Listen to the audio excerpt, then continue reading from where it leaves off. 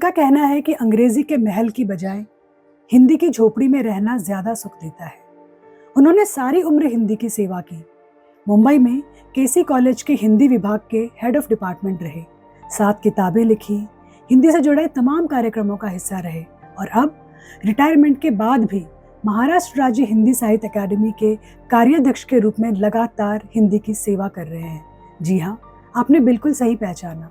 हम बात कर रहे हैं हिंदी और देश के सभी लोक भाषाओं के संरक्षण में जुटे डॉक्टर शीतला प्रसाद दुबे जी की। नमस्कार सर। नमस्ते। आपके ही शो में आपका स्वागत है। महाराष्ट्र राज्य हिंदी साहित्य अकादमी ने हिंदी को हमेशा एक कदम आगे रखा।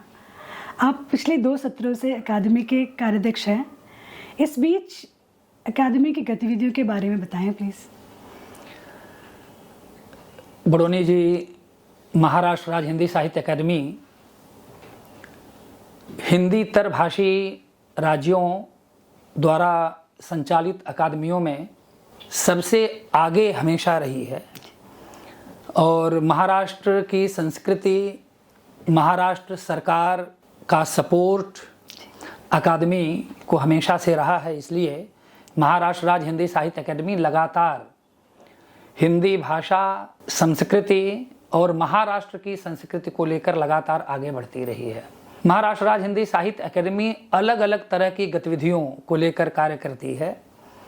पहले तो यह हिंदी के जो रचनाकार हैं, हिंदी के जो लेखक हैं, वे लिखते रहते हैं कई बार और प्रकाशकों की शर्तों पर इतने परेशान हो जाते हैं कि उनकी पुस्तकें प्रकाशित नहीं हो पाती। इसलिए महाराष्ट्र राज्य हिंदी साहित्य अकादमी ने पुस्तक प्रकाशन योजना के अंतर्गत ऐसे तमाम रचनाकारों को पुस्तक प्रकाशित करने के लिए अनुदान देती है ताकि उनकी रचनाएं, उनके विचार, उनकी भावनाएं लोगों के सामने जा सकें।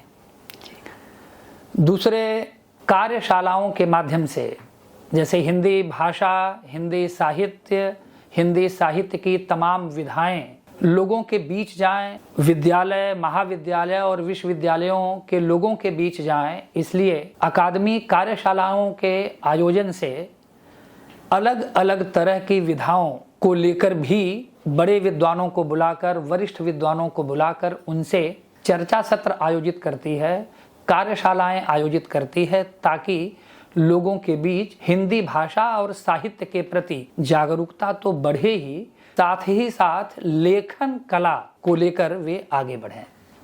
तीसरी बात, संगोष्ठियां अकादमी लगातार आयोजित करती रहती है। जीवन से जुड़े हुए, समाज से जुड़े हुए, संस्कृति से जुड़े हुए और साहित्य से जुड़े हुए तमाम ऐसे विषय हैं जिन विषयों को समझने और समाज के बीच ले जाने के लिए संगोष्ठियों का आयोजन बहुत आवश्यक होता है।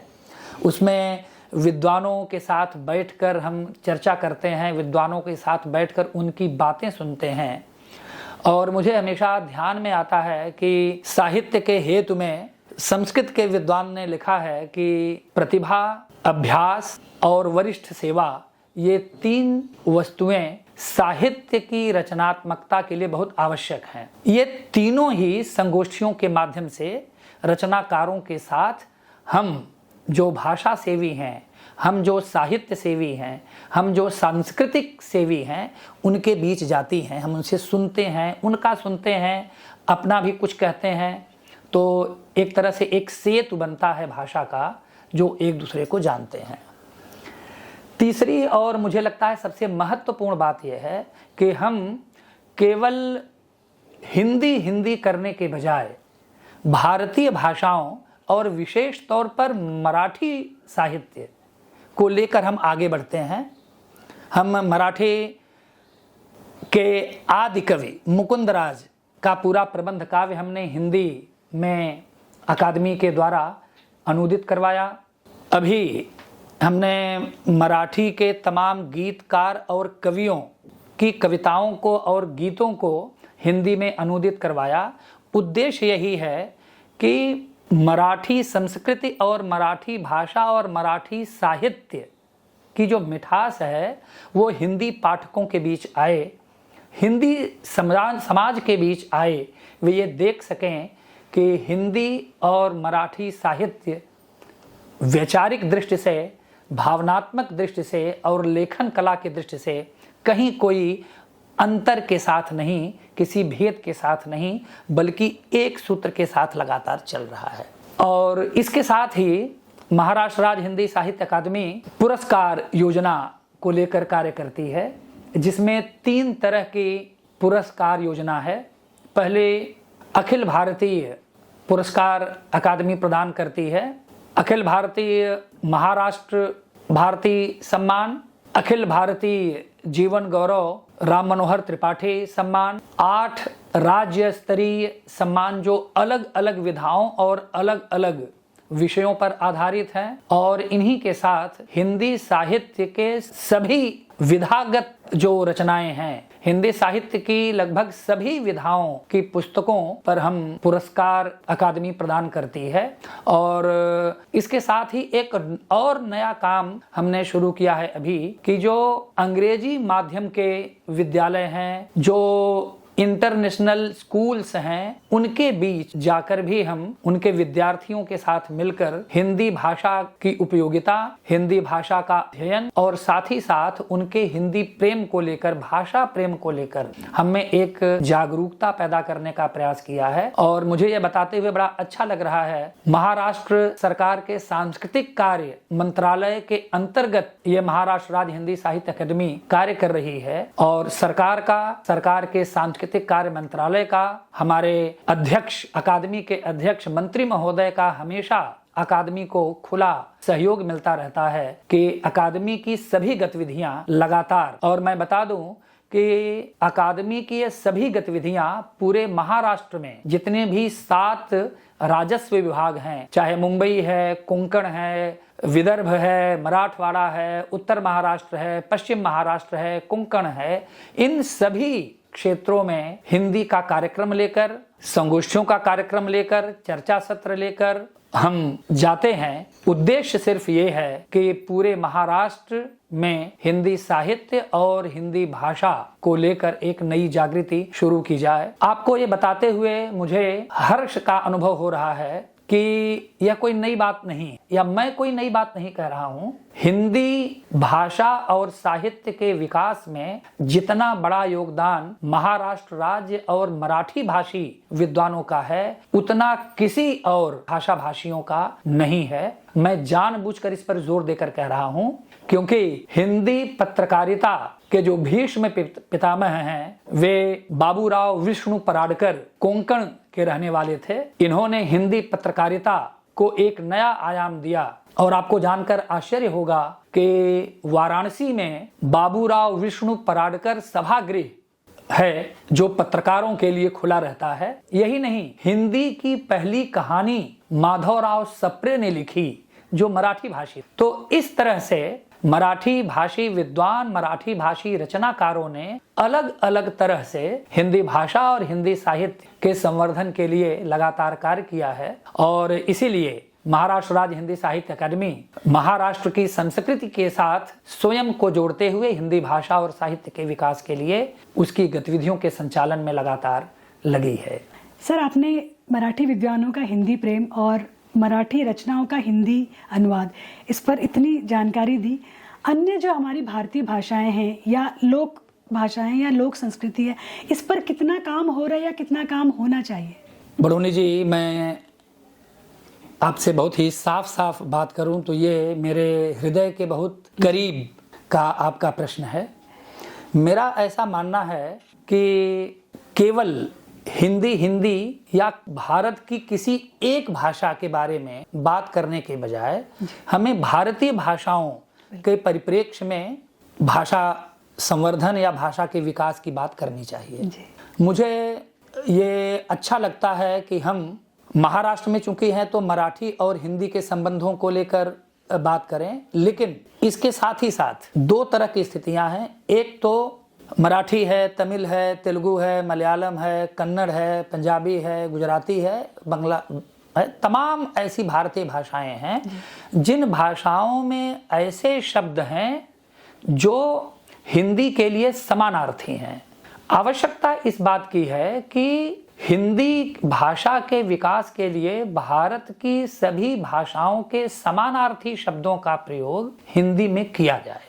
हिंदी भाषियों या विशेष तौर पर जो हिंदी के कार्य में लगे हुए हैं, उनकी ये जिम्मेदारी है, उनका ये दायित्व है कि वो भारतीय भाषाओं के उन समानार्थी शब्दों को अपने में लेकर आएं। तो इस तरह से केवल हिंदी भाषा नहीं, बल्कि हिंदी के साथ हम भारतीय भाषाओं के संवर्धन का मार्ग प्रशस्त करेंगे। एक तो ये, और दूसरी बात ये है कि हिंदी की हम बात करते हैं, लेकिन ये माना जाता है कि हिंदी आधुनिक भारत की भाषा है। इसके पहले इसकी बोलियां या इसकी उपभाषाएं अवधी है, ब्रज है, उत्तराखंडी है, कुमाऊनी है, गढ़वाली है, राजस्थानी है, बुंदेलखंडी है, मैथिली है। ऐसी तमाम बोलियां या उपभाषाएं हैं जिन उपभाषाओं से मिलकर हिंदी एक भाषा के रूप में बनती है। तो आवश्यक ये भी है कि हिंदी की बात करने के साथ साथ हम हिंदी की जो बोलियां हैं, हिंदी की जो उपभाषाएं हैं, या और सहज करके मैं कहूं तो जो लोक भाषा हिंदी है, उसके विकास का मार्ग भी हम तलाशें और उसकी ओर भी बढ़ने का प्रयास करें। क्योंकि उन्हीं लोक भाषाओं में या मातृभाषाओं में भारत की संस्कृति के शब्द जीवित हैं। लोक भाषाओं की ओर लौटने से ही हम भारत देश की ओर, भारतवर्ष की ओर, भारत की संस्कृति की ओर लौट पाएंगे। नहीं तो धीरे धीरे हिंदी, खड़ी बोली हिंदी के विकास के साथ कहीं उसकी बोलियां या उसकी उपभाषाएं कहीं सीमित न हो जाएं, कहीं दब न जाएं, इसका भी प्रयास हमें करना पड़ेगा। इसके लिए एक और आवश्यक है, केवल मैं हिंदी की बोलियों और उपभाषाओं की बात ही नहीं कर रहा हूं। जैसे मराठी है अपनी, मुंबई की मराठी अलग है, पुणे की मराठी अलग है, कोंकण की मराठी अलग है, विदर्भ की मराठी अलग है, लेकिन ये मराठी भाषा के अलग अलग रूप हैं। कोई विद्वान व्यक्ति सहज तरीके से कह देता है कि ये कोई भाषा है या भाषा बिगड़ रही है। ऐसा नहीं है। भाषाएं स्थान के आधार पर शब्दों को लेकर, स्थानीय संस्कृति को लेकर अपने आप को समृद्ध करती। मुंबई की हिंदी तमाम भारतीय भाषाओं को लेकर आगे बढ़ रही है। इसमें दक्षिण भाषाओं का पुट है, मराठी भाषा की खोली है और पगार है, तो दूसरी भाषाओं के भी शब्द उसमें शामिल हैं। वो हिंदी ही है, उससे अलग नहीं है।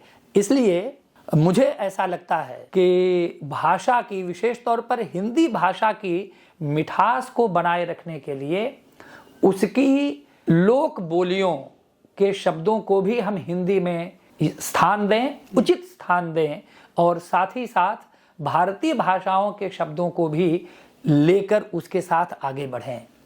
जैसे अनेक ऐसे मुहावरे हैं हिंदी में। यह शब्द नहीं है कि हम दुकान बंद कर रहे हैं, हम दुकान बढ़ा रहे हैं। ये एक संस्कृति है।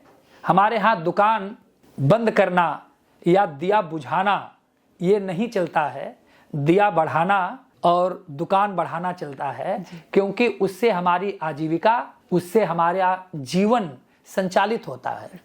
हम कहीं जा रहे हैं तो ये नहीं कहते हैं जा रहे हैं, हम कहते हैं फिर मिलते हैं। गुजराती में कहते हैं आओजो। ये भारतीय भाषाओं की अपनी संस्कृति और उसकी अपनी मिठास है जो हमें अपनी ओर जोड़ती है। इसलिए जरूरी है कि हम लोक बोलियों की ओर, लोक भाषाओं की ओर लौटें। क्यों लौटें? इसलिए लौटें कि आज पूरी दुनिया में प्रतिदिन कोई न कोई भाषा, कमला जी, खत्म हो रही है, उसके शब्द खत्म हो रहे हैं। हमारा आपका दायित्व है कि हम अपनी संस्कृति को अपनी भाषा के माध्यम से जीवित रखें, उन शब्दों के माध्यम से जीवित रखें जो बरसों पहले हम अपने गांव में, अपनी मिट्टी में छोड़ आए। वो बहुत जरूरी है। नहीं तो खड़ी बोली हिंदी, प्रयोजन मूलक हिंदी, राजभाषा की हिंदी कहते कहते वे बोलियों की मिठास धीरे धीरे खत्म हो जाएगी। जरूरी ये भी है कि हम मुंबई में आकर बटाटा वड़ा खाएं तो मराठवाड़ा और विदर्भ में जाकर आलू वड़ी भी खाएं। चीज वही है, लेकिन भाषा और शब्द जीवित रहे, इसलिए उन शब्दों का प्रयोग बहुत आवश्यक है। सर, समय बदल रहा है और अभिव्यक्ति के माध्यम भी बदल रहे हैं। अकादमी ने हिंदी के लिए डिजिटल माध्यम का कई तरह से उपयोग किया है और अब इसी कड़ी में रचनाकार से मिलिए सीरीज शुरू हो रही है। तो कितना ज़रूरी है इस माध्यम से जुड़ना और इस सीरीज की शुरुआत करने की क्या ज़रूरत पड़ी आपको? बड़ोनी जी, आप ही नहीं, पूरी दुनिया आज एक अलग तरह की क्रांति या कहें कि डिजिटल क्रांति के साथ कदम से कदम मिलाकर आगे बढ़ रही है। यह आवश्यक है। इसके दो पहलू हैं। पहला पहलू यह है कि जब सिनेमा फिल्में आई तो लोगों ने कहा यह सिनेमा हमारी संस्कृति को, हमारी भाषा को बिगाड़ देगा। जब कंप्यूटर आया तो लोगों ने कहना शुरू किया कि कंप्यूटर आने से भी हमारी भाषा बिगड़ जाएगी, वो तो अंग्रेजी से चलता है। जब इंटरनेट और उसके सोशल मीडिया का रूप आया तो लोगों ने और हो हल्ला मचाना शुरू किया कि अब क्या होगा, अब भाषाएं कहाँ बचेंगी, भाषाएं बिगड़ती हुई आएंगी। लेकिन भाषा की इतनी बड़ी शक्ति है कि वह इन सभी तकनीकी माध्यमों के साथ कदम से कदम मिलाकर आगे बढ़ती रही, कभी रुकी नहीं। आज आप देखेंगी कि सबसे ज़्यादा इस तकनीक का इस्तेमाल भाषाएं ही कर रही हैं। बिल्कुल। सोशल मीडिया के माध्यम से, फेसबुक, इंस्टाग्राम के माध्यम से, व्हाट्सएप के माध्यम से तमाम ऐसे लोग जो अपनी कविताएं प्रकाशित नहीं कर पाते थे, अपनी कहानियां किताबों के रूप में प्रकाशित नहीं कर पाते थे, कोई किसी जिसकी सुनने को तैयार नहीं था, वे निसंकोच इस सोशल मीडिया के माध्यम से अपने विचारों को पोस्ट कर रहे हैं। और यही नहीं, उन्हें लाइक्स भी मिल रहे हैं, लोग देख भी रहे हैं, क्योंकि आज का समय डिजिटल का समय है। मैंने इसके पहले बताया कि पुस्तक प्रकाशन को लेकर, पुस्तकों के पुरस्कार को लेकर आगे बढ़ रही है, लेकिन अपने समय को लेकर सचेत है जी। और उस चेतनता का ही प्रमाण है कि अकादमी किताबों की ऑडियो बुक बनाने की तरफ आगे बढ़ी है। अकादमी ने कई पुस्तकों की ऑडियो बुक रिकॉर्ड की हुई है। आवश्यकता इसलिए है इसकी कि आज का युवा कान में ईयरफोन लगाए मोबाइल्स के माध्यम से सुनते देखते जा रहा है। वो यात्रा कर रहा है, अपने घर पर है या कहीं भी जहां उसे अवसर मिला, वो जिस तरह से और सारी चीज़ें देख और सुन रहा है, वैसे ही वह किताबें भी ऑडियो बुक के रूप में सुन ले, क्योंकि आपको ये पता ही है कि सुनकर हम जल्दी समझ और सीख सकते हैं। पहली बात तो ये। दूसरी बात ये कि आज डिजिटल तौर पर यूट्यूब का ज़माना है। जो कार्यक्रम हम पूरे संसाधन के साथ किसी बड़े सभागृह में कार्यक्रम करते हैं और 100, 200 या 1000 लोगों को इकट्ठा करके वह कार्यक्रम उन्हें सुनाते या दिखाते हैं, इस डिजिटल माध्यम से हम वह कार्यक्रम एक साथ कई हजार या कई बार कई लाखों के बीच लेकर जा सकते हैं। भले ही एक साथ नहीं, भले ही वह 3 घंटे की फिल्म नहीं हो या 3 घंटे का प्रोग्राम नहीं हो, कार्यक्रम नहीं हो, लेकिन 5-5, 10-10 मिनट करके ही सही हम वो पूरा कार्यक्रम पूरी दुनिया में, आप ये देखिए कि यह डिजिटल माध्यम एक जगह के एक सभागृह के कार्यक्रम को पूरी दुनिया को सभागृह बनाकर प्रस्तुत कर दे रहा है। पूरी दुनिया के लोग एक साथ देख रहे हैं इसे। इसलिए भारतीय भाषाओं को, विशेष तौर पर हिंदी के विकास के लिए बहुत ज़रूरी है कि हम इस डिजिटल माध्यम का प्रयोग करके अपनी बातों को, अपने विचारों को, पुस्तकों में लिखे गए ज्ञान को, भारतीय ज्ञान परंपरा को, अपनी संस्कृति को, अपने अक्षर ब्रह्म को, ये जो हम बातें कर रहे हैं, ये बातें यानी शब्द हैं, अक्षर हैं, ये अक्षर ही नहीं है बल्कि अक्षर ब्रह्म है। तो ये अक्षर ब्रह्म पूरे ब्रह्मांड में गूंजे, इसके लिए डिजिटल माध्यम का उपयोग बहुत ज़रूरी है। इसलिए यह आवश्यकता महसूस हुई कि महाराष्ट्र राज्य हिंदी साहित्य अकादमी अपनी बातों को, कार्यक्रमों को, विचारों को, विद्वानों की भावनाओं को इस माध्यम से लेकर सबके बीच जाए। यही उचित होगा। समय की मांग है, और आज की पीढ़ी की मांग है। जी, आपने आज की पीढ़ी की बात की, उनके पढ़ने, सुनने, देखने की आदतों में जो बदलाव हो रहा है उसके बारे में बात की, हिंदी को पूरी दुनिया में विस्तार देने की बात की, और इसी कड़ी में आपकी यात्रा वृत्तांत जो हम बहुत जल्द आ रही है। तो जब हिंदी के प्रचार प्रसार की बात हो और यात्रा साथ में जुड़ जाए, तो हिंदी जब आप यात्रा करते हैं तो कहाँ कहाँ साथ चलती है और किस रूप में चलती है और क्या क्या अनुभव मिलते हैं? बड़ी अच्छी बात आपने उठाई। जीवन ही एक यात्रा है, हम हर क्षण किसी न किसी यात्रा में शामिल हैं, पहली बात। दूसरी बात ये कि परिवार के साथ कई बार अपनी व्यक्तिगत यात्राओं में मैं देश या विदेश में गया तो आदतन मुझे वहाँ के लोगों से कुछ जानने, कुछ पूछने की जिज्ञासा पैदा हुई। मैं बताऊं आपको कि हम व्यक्तिगत यात्रा पर सिंगापुर गए हुए थे और वहाँ जो टैक्सी हमने ली हुई थी उसका ड्राइवर लगभग 70 वर्ष की आयु का था। उससे यूं ही मैं टूटी फूटी अंग्रेजी में और वो भी उसी तरह की भाषा में बात कर रहे थे। मुझे उसकी बातें सुनकर अच्छा लग रहा था, लेकिन मुझे देखकर उसने कहा कि वो इंडिया, और मैंने कहा कि यार भारत देश में क्या है।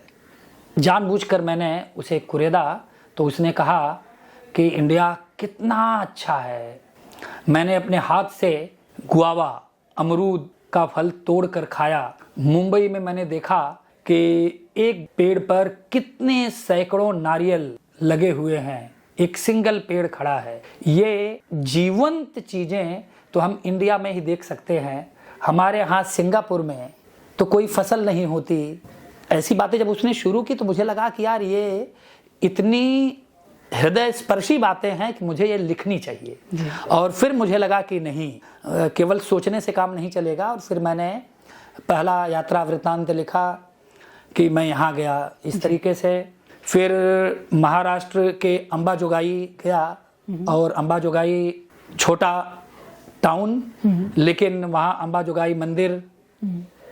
फिर वहाँ मराठी के आदि कवि मुकुंदराज की समाधि अंबाजोगाई में है, वहाँ गया। बगल में कुछ ही किलोमीटर पर परली वैद्यनाथ जी ज्योतिर्लिंग का धाम है, वहाँ गया। और फिर इन सब यात्राओं को विशेष तौर पर फिर मैंने लिखना, धीरे धीरे नोट करना शुरू किया। महाराष्ट्र राज्य हिंदी साहित्य अकादमी के कार्यक्रमों के तहत पूरे महाराष्ट्र में मुझे जाना हुआ, और जब भी मैं जहाँ जाता तो उसको मैं नोट कर लेता। और इसी तरह से वही नोटिंग आज जिसकी आप चर्चा कर रही हैं यात्रा वृत्तांत के रूप में है। और मैं खुद भी जब उन चीज़ों को याद करता हूँ तो मुझे लगता है कि सचमुच जीवन की यात्रा में ये जो यात्राएं हैं वो कितनी यादगार हैं, हम कितने लोगों से मिलते हैं। जैसे नागपुर जाते समय ट्रेन में मुझे एक 80 वर्ष की बुजुर्ग महिला मिली जो 4-5 गट्ठर लिए हुए थी और जगह रखने की नहीं थी। मैंने उनसे पूछा कि क्या है इसमें, और इतनी उम्र में ये सब सामान लेकर क्यों चल रही हैं आप? तो उन्होंने कहा कि इसमें पुराने कपड़े हैं और आप परेशान नहीं होइए, मैं हर 2-3 महीने में आती हूँ और ये पुराने कपड़े लेकर जाती हूँ। तो मैंने कहा करती क्या है इसका? उन्होंने बताया कि संघ, राष्ट्रीय स्वयंसेवक संघ के माध्यम से एक केंद्र अकोला के पास संचालित है जिसमें लगभग 200-300 सिलाई मशीनें हैं, और उन सिलाई मशीनों को चलाने के लिए वहाँ की अगल बगल की गरीब महिलाएं आती हैं, उन्हें काम चाहिए, इसलिए हम ये पुराने कपड़े इकट्ठा करके ले जाती हैं। इससे वे महिलाएं कई बार झोला, कई बार बैग, कई बार बड़े कपड़ों को काट कर बच्चों के कपड़े ऐसे सिलती हैं, और इनसे हम उन महिलाओं की मदद कर पाते हैं। मैंने कहा कि ये तो बड़ी नई सोच है, और कुछ बताएं? बोले कि हाँ, मुझे बड़ा आश्चर्य लगा सोच को लेकर कि उन्होंने कहा कि ऐसे श्रीमंत लोग हैं, ऐसे अमीर लोग हैं जो अपने जन्मदिन के मौके पर ऐसी महिलाओं को सिलाई मशीनें दान में दे दिया करते हैं, लेकिन उस सिलाई मशीन का वो महिला क्या करेगी इसकी कोई चिंता उनको नहीं रहती। लेकिन संघ के उस आश्रम में सिलाई मशीनें रखी हैं, महिलाओं के लिए खुला है, कोई भी महिला आए, समय के आधार पर वो अपना काम करे, घंटे के आधार पर अपना काम करे, और जितना वो प्रोडक्शन कर देती है उतना हम उसे पैसा दे देते हैं। और फिर ये झोला जो बैग है कपड़े का, प्लास्टिक के बजाय कपड़े का झोला इस्तेमाल हो, इसको लेकर हम जाते हैं, तो इससे पर्यावरण भी बनता है। मुझे वाकई लगा कि उस यात्रा ने, मैं जा रहा था हिंदी साहित्य की संगोष्ठी में, लेकिन उस 80 वर्ष की बुजुर्ग महिला ने मुझे इतना ज्ञान दे दिया कि मुझे लगा कि अगर ये नहीं मिलती तो मैं कितना कुछ छूट जाता मेरे हाथ से। तो ये ढेर सारे ऐसे प्रसंग हैं जो लिखने के लिए, नोट करने के लिए बाध्य करते हैं। बिल्कुल सही कहा सर आपने। महिलाएं अब काफ़ी आगे बढ़ रही हैं और हर क्षेत्र में नज़र आ रही हैं। लेखन के क्षेत्र में भी बहुत उभरती लेखिकाएं हमारे पास हैं। अगर हम लेखन की बात करें तो इस समय हिंदी में जो लिखा जा रहा है और जितना लिखा जाना चाहिए उसकी कितनी गुंजाइश है, नए लेखकों के लिए कितना बड़ा कैनवास बचा है और कितना कुछ होने की गुंजाइश है?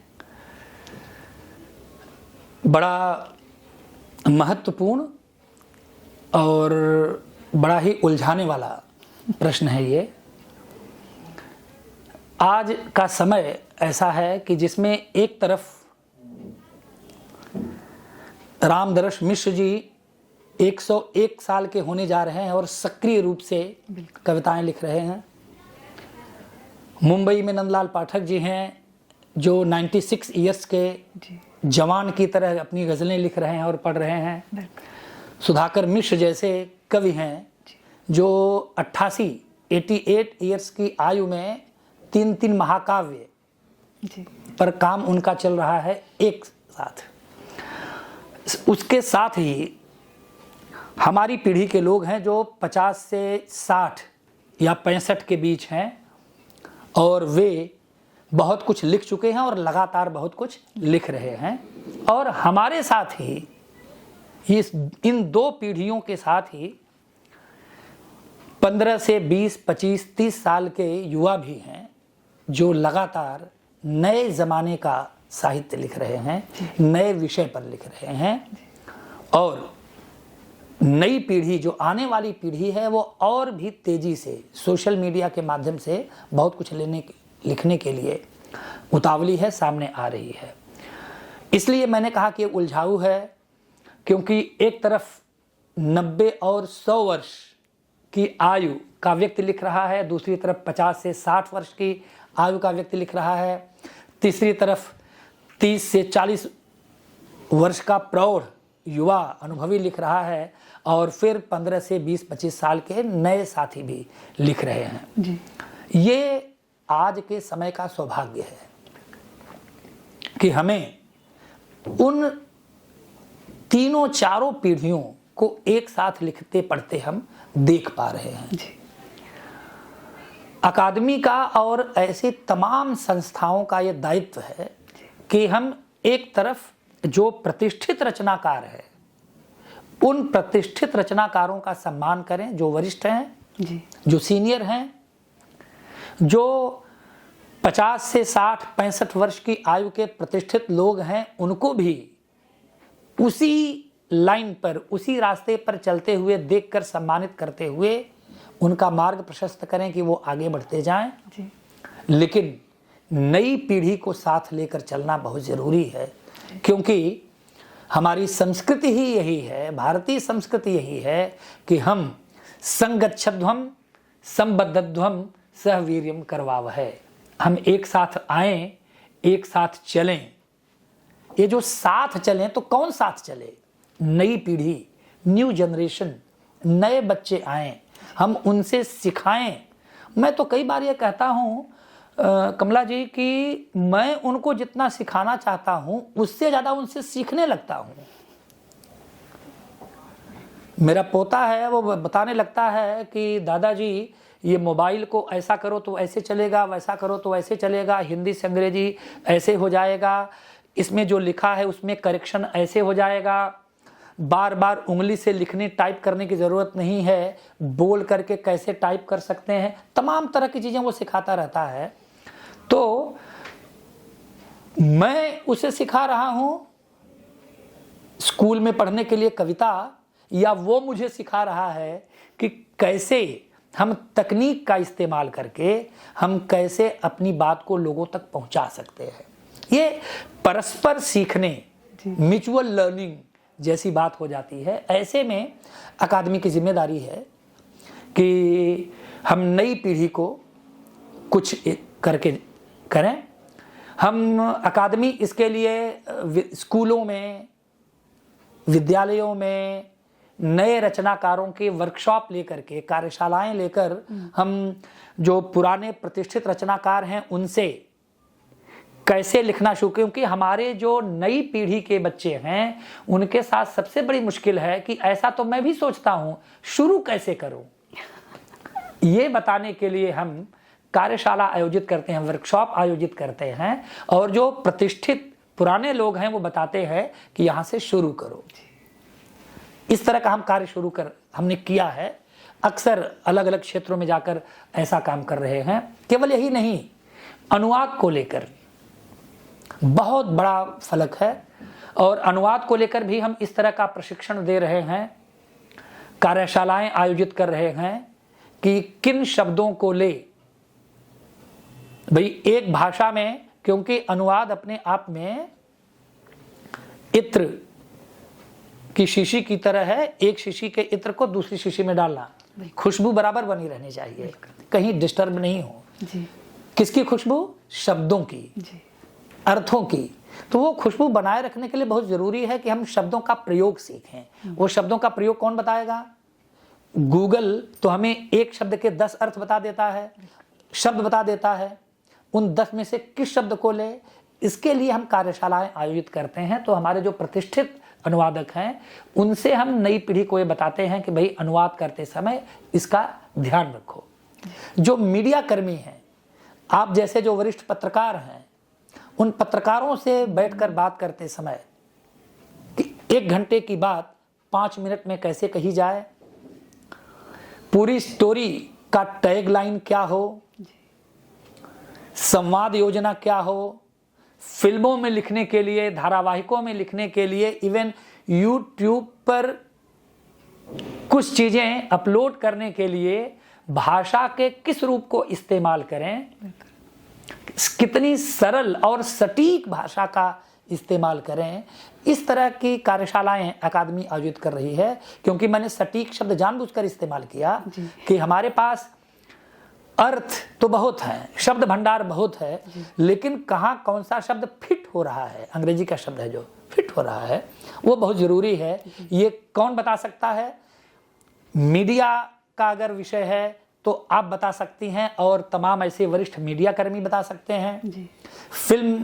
फिल्म वाले बता सकते हैं। गीतों में, कविताओं में कोई गीतकार या कवि बता सकता है। कहानीकार, कादंबरी में वे लोग बता सकते हैं। तो इस तरह से कार्यशालाओं यानी वर्कशॉप्स के माध्यम से हम नई पीढ़ी को इस तरह का प्रशिक्षण दे रहे हैं कि वे रचना कर्म में आगे बढ़ें। ज़रूरी इसलिए है ये क्योंकि आज लिखना और पढ़ना दोनों कम होता जा रहा है। बिल्कुल सही कहा सर आपने। हमारे हर तरफ इंफॉर्मेशन की बाढ़ है। अंग्रेजी में एक शब्द होता है माइंड, बॉडी, सोल। तो अच्छा लेखन तब होगा जब ये तीनों एकाकार होंगे और अच्छा लेखन शुरू होगा। तो आपके सानिध्य में महाराष्ट्र राज्य हिंदी साहित्य अकादमी को बहुत सारे नए नए आयाम गढ़ने हैं, और बहुत जल्दी बहुत सारी नई चीज़ें पहुंचेंगी आपके माध्यम से। बहुत अच्छा लगा सर इस मार्गदर्शन के लिए। और ये सीरीज़ अब इससे शुरू हो रही है, रचनाकार से मिलिए, और आपके सानिध्य में हम बहुत सारे रचनाकारों से मिलेंगे, और वो हमारी नई पीढ़ी को गाइड करेंगे। बहुत बहुत धन्यवाद। Thank you. नमस्ते।